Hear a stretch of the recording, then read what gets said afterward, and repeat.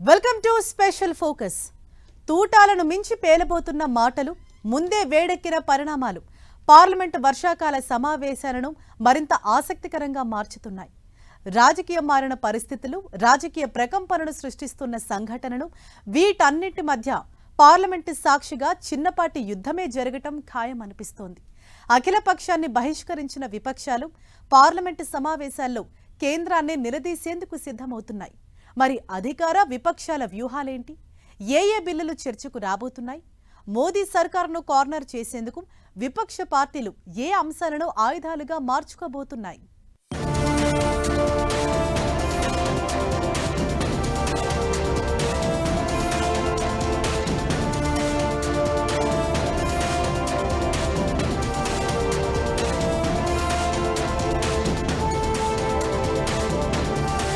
Parliament వర్షాకాల సమావేశాలపై ఆసక్తి. అఖిల పక్ష సమావేశంలో ఓ రేంజ్ హైడ్రామా. 5 కీలక బిల్లులతో రాబోతున్న ప్రభుత్వం. డీలిమిటేషన్, మహిళా బిల్లును ప్రవేశపెట్టే ఛాన్స్. ప్రభుత్వాన్ని కార్నర్ చేసేలా విపక్షాల వ్యూహాలు. వాంగ్చుక్, అయోధ్య అవకతవకలపై నిలదీసే ఛాన్స్. అధికార విపక్షాల్లో సంఖ్యాపరమైన మార్పులు, కీలక బిల్లులు. ఇలాంటి పరిణామాల మధ్య ఈసారి పార్లమెంటు వర్షాకాల సమావేశాలు ఆసక్తి రేపుతున్నాయి.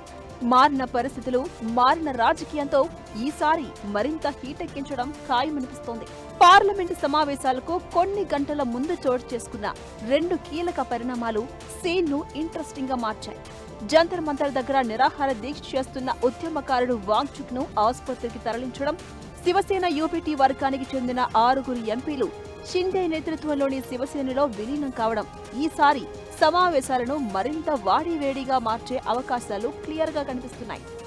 సమావేశాలు మొదలయ్యే రోజే మార్చ్ 2 పార్లమెంటు ఆందోళనకు కాక్రోచ్ జనతా పార్టీ పిలుపునివ్వగా ఏం జరుగుతుందో అనే ఉత్కంఠ రాజకీయ వర్గాల్లో కనిపిస్తోంది. ఇక అటు మోదీ సర్కారును కార్నర్ చేసేందుకు విపక్షాలు కూడా పక్కా వ్యూహాలతో సిద్ధమవుతున్నాయి. గత సమావేశాల్లో ఎదురైన పరిణామాలతో పంతం మీద కనిపిస్తున్న కేంద్రం కూడా తగ్గేదేలే అనే వ్యూహాలతో సమావేశాలకు సిద్ధమైంది.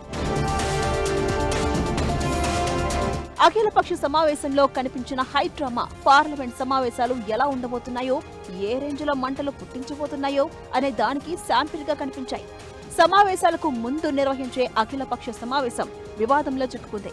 సమావేశం ప్రారంభమైన కొద్దిసేపటికే Congress, TMC, SP, DMK, JMM, national conference, Shiv Sena UBT, Aam Aadmi, వామపక్ష పార్టీలు వాకౌట్ చేశాయి.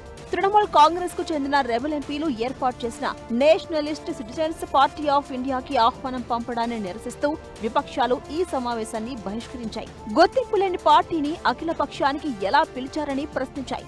ఈ నిర్ణయంపై తృణమూల్ కాంగ్రెస్ ఎంపీ సౌగతరాయ్ తీవ్ర అభ్యంతరం వ్యక్తం చేశారు.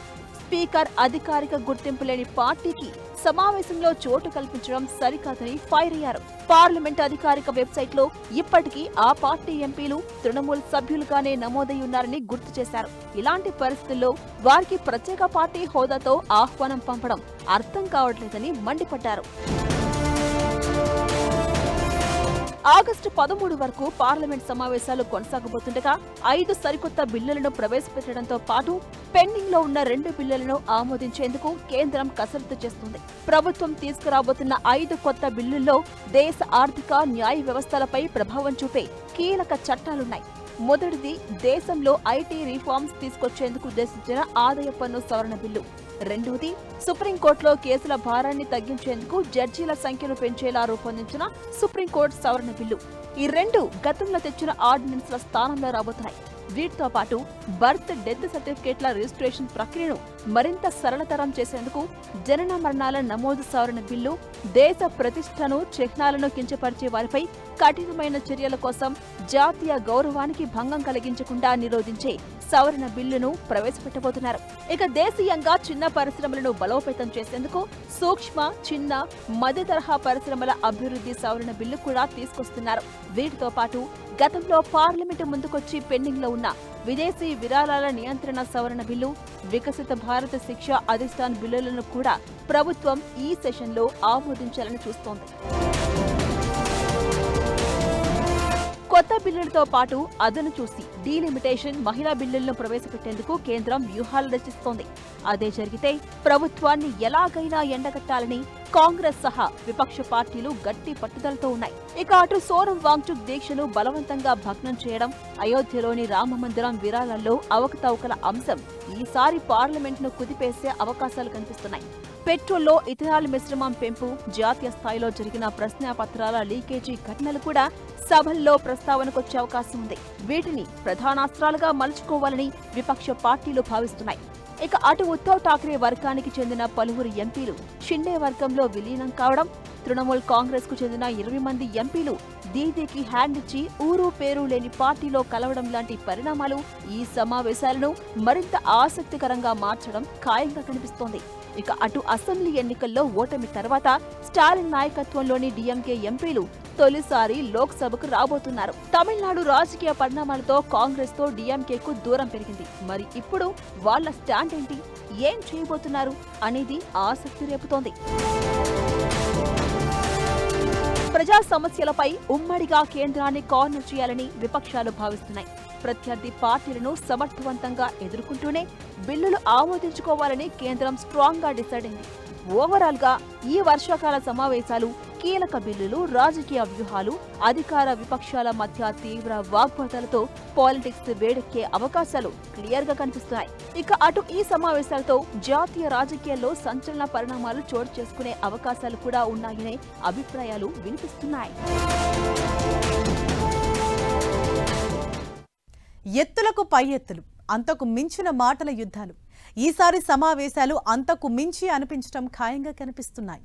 మహిళా రిజర్వేషన్, డీలిమిటేషన్ బిల్లును ఈసారి ఎలాగైనా ఆమోదింపచేయాలని కేంద్రం వ్యూహాలు రచిస్తోంది.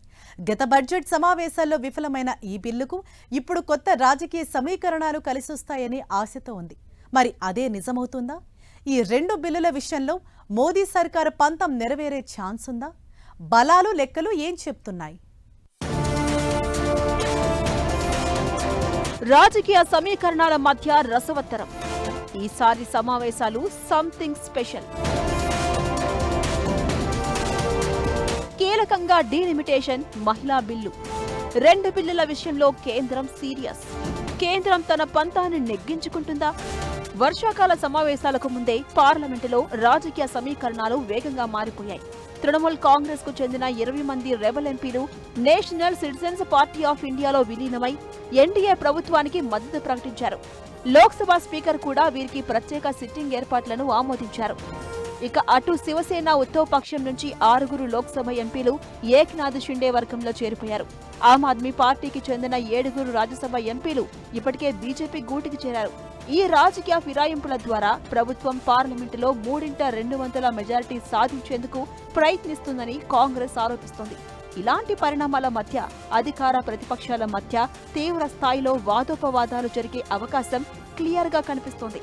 ఇక అటు గత సమావేశాల్లో విగిపోయిన మహిళా రిజర్వేషన్లు, డీలిమిటేషన్ బిల్లులను మళ్లీ సభ ముందుకు తీసుకొచ్చేందుకు ప్రభుత్వం రెడీ అవుతుందనే ప్రచారం రాజకీయాన్ని మరింత ఆసక్తికరంగా మారుస్తోంది. ఉభయ సభల్లోనూ ఆ రెండు బిల్లులను ఆమోదింప చేసుకునేందుకు కేంద్రం వ్యూహాత్మకంగా అడుగులు వేస్తుంది. అవసరమైన మద్దతును కూడగట్టుకునేందుకు చర్యలు ముమ్మరం చేసినట్లు తెలుస్తోంది. టీఎంసీలో తిరుగుబాటు, 20 మంది ఎంపీలు ఎన్డీఏకు మద్దతు తెలిపేలా చూడటంతో పాటు శివసేన ఉద్ధవ్ వర్గం ఎంపీలు 6 షిండే వర్గంలో చేరడం లాంటివి కూడా ఇందులో భాగం అనే విశ్లేషణలు వినిపిస్తున్నాయి. ఇక అటు ఇండియా కూటమిలో లుకలుకలు కూడా మోదీ సర్కార్కు కలిసొచ్చే అవకాశం ఉంటుందనే ప్రచారం జరుగుతోంది. కాంగ్రెస్ కు వ్యతిరేకంగా డీఎంకే పార్టీ నిర్ణయం తీసుకోవడం, ఎన్సీపీ కూడా ఎన్డీఏ వైపు అడుగులు వేస్తుండటంతో కేంద్రం కీలకంగా భావిస్తున్న రెండు బిల్లులు ఈసారి ఆమోదం పొందడం సులభమనే వాదనలు వినిపిస్తున్నాయి. పార్లమెంటు గత సమావేశాల్లోనూ డీలిమిటేషన్, మహిళా రిజర్వేషన్ బిల్లును తీసుకొచ్చిన కేంద్రానికి భారీ పరాభవం ఎదురైంది. అవసరమైన మెజారిటీ లభించకపోవడంతో బిల్లుకు ఆమోదం లభించలేదు. అయితే ఈసారి ఎలాగైనా వీటిని ఆమోదింపచేయాలని కేంద్రం పట్టుదలతో ఉన్నట్లు కనిపిస్తోంది. బీజేపీ ప్రభుత్వానికి బడ్జెట్ సెషన్ ఏప్రిల్లో కంటే చాలా తేలిగ్గా ఉంటుంది.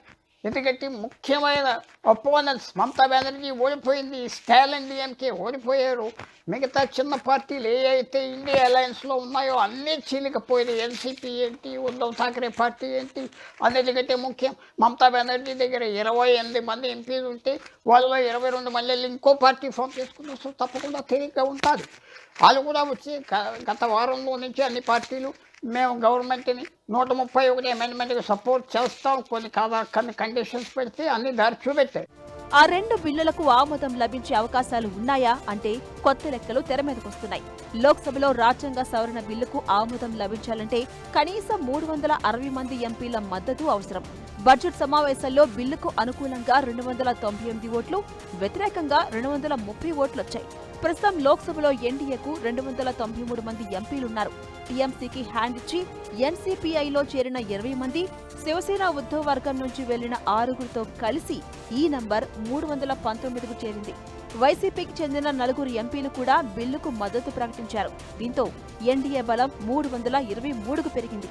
ఎన్సీపీ శరద్ పవార్ వర్గం, శివసేన యూపీటీ, డీఎంకే లాంటి పార్టీల మద్దతు కోసం ప్రయత్నాలు కొనసాగిస్తోంది. ఈ పార్టీలు తమ అభ్యంతరాలను ప్రభుత్వం పరిష్కరిస్తే బిల్లుకు మద్దతివ్వొచ్చని సంకేతాలిచ్చాయి. అంతా సవ్యంగా జరిగి ఎన్సీపీ శరద్ పవార్ వర్గం మద్దతుగా నిలిస్తే ఎన్డీఏ బలం 331కి చేరుతుంది.